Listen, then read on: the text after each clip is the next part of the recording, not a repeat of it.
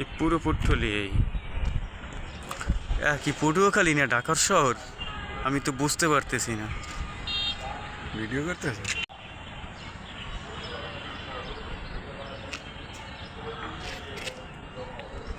চারিদিকের দৃশ্যটা দেখেন তো ভাই। কি এ জায়গায় না উঠলে তো বুঝতেই পারতাম না যে কোথায় আছি আমি।